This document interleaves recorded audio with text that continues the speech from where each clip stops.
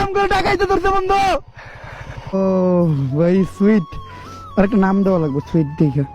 আর guys আবার আমরা বিয়ে বাড়িতে চলে আসছি, আর এতক্ষণ বড় মানুষরা বক্স বাজাইছিল, এখন আমি যে বক্স বাজাবো।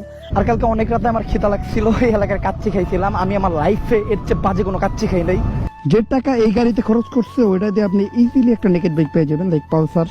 আজকে গায়ে হলুদ হওয়ার কথা ছিল, আর আজকে যেহেতু গায়ে হলুদ হয় নাই, এই নিয়ে ছেলের বাড়ি আর মেয়ে বাড়িতে গ্যাঞ্জাম লাগছে, যার ফলে এখন আমরা বক্স বাজাইতে পারবো না।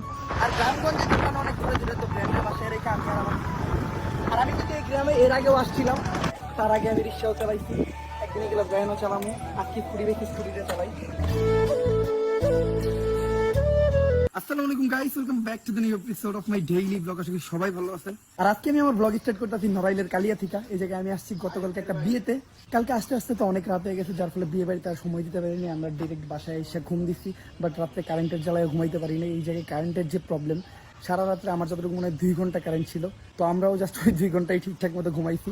যাও সকালে ঘুমাইছিলাম, আমাদের সাবস্ক্রাইবাররা এসে আমাদের ঘুম ভাঙায় দেয়। তো এখন ফ্রেশ ট্রেশ হয়ে রেডি হয়ে নিলাম, কারণ এখন আমাদের যেহেতু বিয়ে বাড়ি, আজকে হলো বিয়েতে গায়ে হলুদের প্রোগ্রাম। আর গতকালকে আমি বলছিলাম যে আমরা 2টা বাইক আসছি, একটা হলো আমার পিকাচু আর একটা হলো ভার্সন 3 ব্ল্যাক কালার। বাট ওই বাইকের একটা ইন্টারেস্টিং ব্যাপার বলি, ওই বাইকটা আসলে ব্ল্যাক কালার না, ওই বাইকটা ছিল রেড কালার। কিন্তু এটা এমন ভাবে ব্ল্যাক করানো হয়েছে, আপনার বোঝার কোনো চান্সই নাই যে এটা ব্ল্যাক কালার করানো হয়েছে। আর আমি যেটা জানি যে ভার্সন 3 গ্লোসি ব্ল্যাক হয় না, তো এটা দেখে আমি অবাক হয়ে গেছিলাম যে গ্লোসি ব্ল্যাক ভার্সন 3 পাইলো কোনে।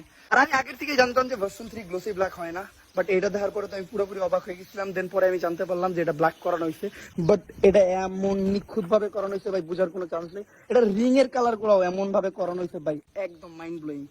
আর এটা তো অনেক কিছু লাগানো আছে। আমি ভাবছিলাম কালকে এটা ছোট্ট করে একটা রিভিউ দিব, বাট কালকে আস্তে আস্তে রাত হয়ে যায়, যার ফলে পারি না। তো চলেন এখান থেকে বাইরে দেন এটার একটা রাইড দিব। আর আমি বাইরে বাইরে একটা মজার জিনিস দেখলাম, দেখেন কত সুইট একটা ঘোড়ার বাচ্চা। এটা কিন্তু ঘোড়া না, ঘোড়ার বাচ্চা। ওয়েট, ওর কাছে যাই।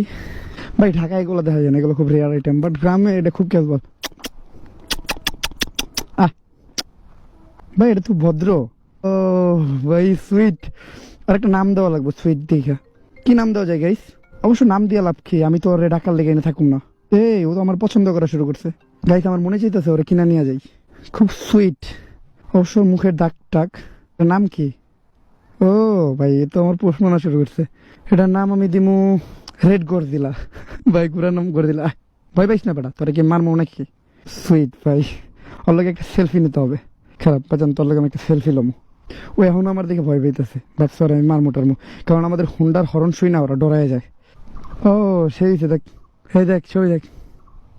বাট গেছে এগুলা স্বভাব খারাপ, এটা কামড়া কামড়ি করে। যে পোলার গড্ডি খেয়ে লাইছিল, প্রায় আমার শাক খেয়ে লাইছিল। মনের এদিকে আয়,